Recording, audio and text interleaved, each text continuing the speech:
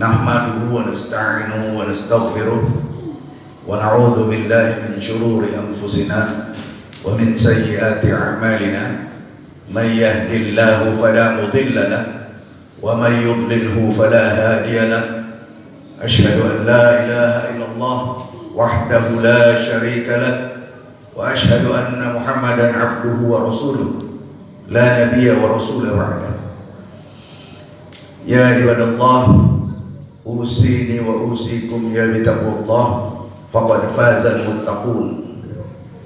قال الله تعالى في القرآن الكريم أعوذ بالله من الشيطان الرجيم يا أيها الذين آمنوا اتقوا الله حق تقاته ولا تموتن إلا وأنتم مسلمون. وقال أيضا يا أيها الذين آمنوا اتقوا الله وقولوا قولا سديدا يصلح لكم أعمالكم ويغفر لكم ذنوبكم ومن يطع الله ورسوله فقد فاز فوزا عظيما. Ma'asyiral muslimin, jamaah salat Jumat yang insyaallah dimuliakan oleh Allah, bahwa dalam Islam kita mengenal apa yang disebut dengan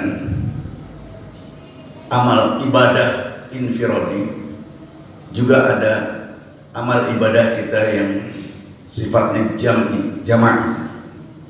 Infiradi itu artinya sendiri, jama'i itu artinya secara bersama-sama dan tidak bisa dipisahkan satu dengan yang lain, sehingga kita harus punya satu kesatuan umat. Kesatuan umat itu tidak mungkin ada kalau tidak ada yang mimpin. Itu fitrah sekali, bahwa manusia itu pada prinsipnya ingin memimpin atau ingin dipimpin secara bersamaan, kodrati sifatnya. Ma'asyiral muslimin yang insyaallah dimuliakan oleh Allah, bagaimana cara menegakkan hukum Islam syar'i itu? Ada suatu peristiwa yang menarik. Pada satu waktu di bulan Ramadan, datanglah seseorang kepada Rasulullah. Ya Rasulullah, aku telah melakukan hubungan badan suami istri, padahal di bulan Ramadan. Rasulullah bilang, engkau harus bayar kafarat, hukuman terhadap apa yang engkau lakukan. Apa itu Rasulullah? Engkau harus membebaskan seorang budak. Membebaskan seorang budak itu cukup mahal, menebus dari tuannya. Dia bilang, ya Rasulullah, bagaimana kalau aku tidak mampu? Kalau gitu engkau harus berpuasa 2 bulan berturut-turut, mutatabi'ain, 2 bulan berturut-turut, tidak boleh putus. Terus dia datang lagi kepada Rasulullah, mendekat. Ya Rasulullah, 1 bulan saja ini hamba kalah ya Rasulullah, apalagi 2 bulan. Jadi bukan ditawar, dia bicara tentang keberadaan dia. Dia takut kalau hukuman itu tidak bisa dilaksanakan oleh dia. Bagaimana ya Rasulullah? Ya udah, kalau gitu engkau kasih makan orang miskin. Ya Rasulullah, orang miskin yang mana? Di sekitar kamu. Gitu. Kira-kira begitu. Ibaratnya kalau di sini, di kampungnya dia lah, dari orang miskin kasih makan orang miskin. Apa kata seorang lelaki itu? Ya Rasulullah, hamba ini tidak punya apa-apa, gimana kasih makan orang miskin itu? Kemudian ada satu orang datang membawa korma 1 karung buat Rasulullah. Di riwayat lain Rasulullah melihat ada korma satu karung, dan korma itu dikasih ke orang itu. Ini engkau bawa dan engkau bagikan kepada orang-orang sekitarmu di kampungmu itu. Ini kafaratmu. Jadi kafarat dia, hukuman dia dibantu oleh Rasulullah.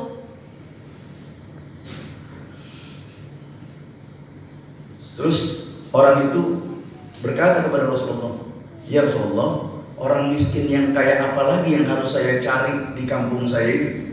Sedangkan keluarga kami adalah keluarga yang paling miskin di kampung itu. Ya kalau begitu kau mulailah membagikan kurma ini kepada keluargamu." Jadi begitu indahnya Islam, penegakan hukum Islam yang tidak semena-mena gitu. Jadi dia masih bukan menawar, bukan, tapi dia pertama ngakunya aja sudah luar biasa. Dia ngaku bersalah. Dan dalam hukum harus ada orang yang memutuskan. Rasulullah Shallallahu Alaihi Wasallam adalah pemutus hukum yang bijak, sehingga kejadiannya begitu indah. Hukum Islam diterapkan, tapi orang itu nggak merasa. Cuma diingatkan sama Rasulullah, ini nggak boleh terjadi lagi. Ma'asyiral muslimin yang insya Allah dimuliakan oleh Allah. Jadi kalau ada sementara orang yang bilang bahwa kepemimpinan dalam Islam itu akan hadir dengan sendirinya, itu nggak mungkin, tidak sesuai sunnah. Atau bahkan ada kelompok tertentu yang menyatakan kita umat Islam tidak perlu pemimpin. Ini juga nggak betul, karena contoh-contoh sesuai sunnah juga menyatakan bahwa kita harus punya pemimpin. Pemimpin di antara kita itu sesuai dengan firman Allah, A'udzubillahi minasyaitonirrajim, ya ayyuhalladzina amanu athi'ullah wa athi'ur rasul wa ulil amri minkum. Hai orang-orang yang beriman, taatlah kalian kepada Allah, taatlah kalian kepada Rasul, dan pemimpin di antara kalian. Di antara kalian itu orang-orang yang beriman. Ma'asyiral muslimin yang insya Allah dimuliakan oleh Allah, dalam hal penegakan hukum Islam ini, hukum syariat ini sesuatu hal yang luar biasa yang terjadi. Di satu sisi warganya taat, di sisi lain pemimpinnya insya Allah menjadi bijak, arif dalam bimbingan Allah Subhanahu wa Ta'ala. Ada satu kisah lagi yang menarik yang perlu kita renungkan. Pada zaman Khalifah Umar bin Khattab, ada dua orang pemuda membawa satu orang. Satu orang itu dibawa kepada Khalifah Umar dengan yang satu megang di depan, yang satu megang di belakang, sehingga orang yang dibawa itu nggak bisa bergerak. Itulah kira-kira. Dan dibawa ke Khalifah Umar bin Khattab. Kemudian Khalifah bertanya, ada apa ini? Ya Khalifah, ya Amirul Mukminin, orang ini telah membunuh bapak saya. Tegakkanlah hukum Allah terhadap dia. Kemudian Khalifah Umar bin Khattab bertanya kepada orang itu, apakah benar apa yang disebutkan oleh dua orang pemuda ini? Ya benar ya Khalifah. Dia melakukannya, dia terus terang menyatakan, iya benar. Kenapa kok begitu? Karena dia lebih takut kepada Allah daripada kepada orang-orang di dunia ini. Dia mengakui perbuatannya. Ya Khalifah, ya Amirul Mukminin, saya telah melakukan itu.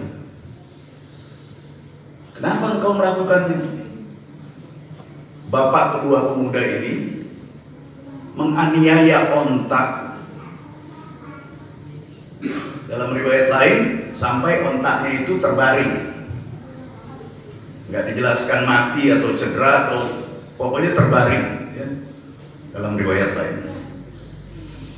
Begitu melihat itu si orang ini khilaf, dia pukul bapak dari dua pemuda itu, jatuh dan meninggal dunia, wafat. Begitulah khalifah, kira-kira begitulah jalan ceritanya. Ya udah, kau siap untuk ditegakkan hukum Islam? Siap. Tapi khalifah, hamba mohon, saya mohon, berikanlah keluangan waktu kepada saya. Karena saya jauh dari luar kota, datang ke sini untuk belanja. Banyak titipan orang yang saya bawa. Izinkanlah saya kembali ke kota saya untuk menyelesaikan amanah orang-orang tersebut. Kemudian nanti saya kembali lagi ke sini. Dua pemuda itu heran, ini kok masih bisa ditawar? Hamba mohon khalifah, hamba mohon Amirul Mukminin, agar jangan langsung, beri waktu, keluangan waktu, agar saya bisa memenuhi amanah orang-orang yang menitipkan belanjaan itu kepada saya. Dikasih waktulah 2 hari untuk menyelesaikan itu, kira-kira begitu. Dan dia janji insya Allah lusa sore akan kembali. 2 hari kemudian Amirul Mukminin dengan 2 pemuda itu datang lagi ke tempat semula dan nunggu si anak muda ini. Asar sudah lewat, nggak hadir. Kalau di sini misalnya jam 4 sudah lewat, setengah 5, jam 5 nggak ada. Jam 5 lewat, dia lihat dari jauh ada orang lari. Kemudian dia mendatangi Khalifah Umar bin Khattab dan kedua pemuda ini. Kamu tiba juga, kata Khalifah. Iya, untuk memenuhi janji saya. Terus Khalifah itu malah bertanya sebaliknya, kenapa engkau harus memenuhi janji? Padahal engkau lari saja, nggak ada yang tahu. Engkau lari menghilang, nggak ada orang ngejar. Kenapa kau balik? Supaya tidak ada dalam catatan sejarah, supaya Allah ridho terhadap saya. Dan tidak dicatat dalam catatan sejarah Islam bahwa dulu ada seseorang yang berjanji untuk menegakkan hukum tapi dia lari. Jangan sampai ada itu.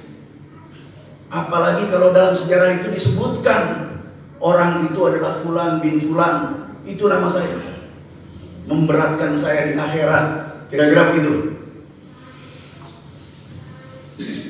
Subhanallah, kata Khalifah. Ya, sudah bagus. Bagaimana? Anak muda mau dilaksanakan, tiba-tiba anak muda ini berkata, tidak Khalifah, kami berdua memaafkannya. Kenapa memaafkannya? Supaya Allah ridho, supaya tidak ada dalam catatan sejarah Islam ada 2 pemuda yang tidak memaafkan saudaranya, sedangkan saudaranya telah mengaku bahwa dia bersalah. Jadi kalau perintah Allah wal 'afina 'anil nas, memaafkan manusia, ini bukan lagi manusia sembarangan, umum. Ini mukmin, saudaranya sendiri. Dari itu kami maafkan. Ma'asyiral muslimin yang insyaallah dimuliakan oleh Allah. Begitu indahnya Islam, tapi di luar sana yang digaungkan hukum Islam itu kejam, sadis, tidak pri kemanusiaan, tidak manusiawi, dan sebagainya dan sebagainya. Padahal kalau kita baca, kita telusuri sejarahnya, itu begitu indah. Tidak sembarangan diberlakukan hukum itu sampai hal tepat. Bahkan penegak-penegak hukumnya itu selalu memohon kepada Allah agar apa yang dilakukan, apa yang dijatuhkan putusannya itu sudah sesuai dengan apa yang diajarkan oleh Allah dan disunnahkan oleh Rasulullah Sallallahu Alaihi Wasallam. Mudah-mudahan kita menjadi orang yang taat tunduk patuh kepada Allah, taat tunduk patuh kepada Rasulullah, dan juga kepada ulil amri kita. Sehingga lawannya taat adalah maksiat. Kita tidak bermaksiat kepada ulil amri kita. Barakallahu li wa lakum fil Qur'anil Karim wa nafa'ni wa iyyakum bima fihi minal ayati wa dzikril hakim wa taqabbala minni tilawatahu innahu huwal ghafurur rahim.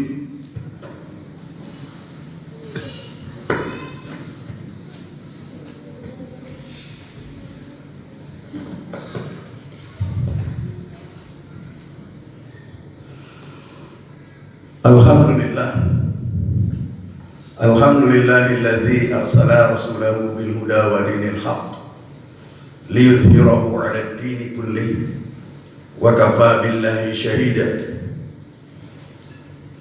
Alhamdulillahi rabbil alamin wassalatu wassalamu ala Muhammadin wa ala alihi wa sahbihi ajma'in. Qala Allah ta'ala fil Qur'anil Karim, a'udzu billahi minasyaitonir rajim. Inna Allaha wa malaikatahu yusalluna 'alan nabi ya ayyuhalladzina amanu sallu 'alaihi wa sallimu taslima. Ma'asyiral muslimin yang insyaallah dimuliakan oleh Allah, tidak ada kata lain bagi kita kecuali kita bisa menegakkan din. Kalau tidak bisa menegakkan din secara keseluruhan dengan kekuasaan, dengan kekuatan, maka minimal kita menegakkan din dalam diri kita, dalam keluarga kita, dalam jamaah kita, sehingga Allah ridha terhadap kehidupan kita. Allah memberikan rahmat bagi kita, bagi keluarga kita, dan bagi jamaah kita. Karena tidak ada rahmat kalau kita masih bertafarruq, berpecah belah, tidak mau bersatu. Dalam bersatu itu ada pemimpin, dan terhadap pemimpin kita harus taat tunduk patuh. Bukan hanya dalam Islam, dalam semua organisasi pun begitu. Bahkan mafia-mafia, kalau kita pernah baca mafia, itu ketaatan terhadap pemimpinnya itu, kalau kita menyebutnya dalam Islam bai'at, kalau mereka dipotong jari kelingkingnya dan darahnya ditaruh di mangkok. Itu Yakuza, mafia Jepang. Bai'atnya gitu, dia taruh tetesan darahnya di mangkok. Belum lagi yang lain untuk menunjukkan ketaatan. Dan kalau dia tidak taat, dia siap dihukum mati. Itu yang begitu. Jadi terhadap pemimpin insya Allah kita harus taat tunduk patuh sejauh sepanjang selama pemimpin itu taat tunduk patuh kepada Allah dan Rasulnya. Marilah kita bermunajat kepada Allah agar Allah selalu memberikan rahmahnya, hidayahnya terus-menerus kepada kita hingga akhir hayat kita. Allahumma ighfir lil muslimina wal muslimat wal mu'minina wal mu'minat al ahya'i minhum wal amwat innaka sami'un qaribun mujibud da'wat ya qadiyal hajat. Allahumma ighfir lana wa li ikhwanina alladhina sabaquna bil iman wa la taj'al fi qulubina ghillan lil ladzina amanu rabbana innaka ra'ufur rahim. Allahumma arinal haqqa haqqan warzuqna ittiba'ah wa arinal batila batila warzuqna ijtinabah. Rabbana la tuzigh qulubana ba'da idh hadaytana wa hab lana min ladunka rahmah innaka antal wahhab. Rabbana hab lana min azwajina wa dhurriyyatina qurrata a'yun waj'alna lil muttaqina imama. Rabbana zalamna anfusana wa illam taghfir lana wa tarhamna lanakunanna minal khasirin. Rabbana taqabbal minna innaka antas sami'ul alim wa tub 'alaina innaka antat tawwabur rahim. Rabbana afrigh 'alaina sabra wa tsabbit aqdamana wansurna 'alal qaumil kafirin. Rabbana atina min ladunka rahmah wa hayyi' lana min amrina rasyada. Allahumma a'izul Islam wal muslimin, adillatin syirka wal musyrikin, wa dammir a'da'ad-din. Rabbana atina fid dunya hasanah wa fil akhirati hasanah wa qina adzabannar. Wa sallallahu ala Muhammadin wa ala alihi wa sahbihi ajmain. Walhamdulillahi rabbil alamin. Ibadallah, innallaha ya'muru bil adli wal ihsan wa ita'i dzil qurba wa yanha 'anil fahsya'i wal munkari wal baghi. Ya'idzukum la'allakum tadhakkarun. Fashkuruhu ni'amah wa dzakirkum wa yas'alu min fadli yutikum wa la dzikrullahi akbar. Aqimis shalah.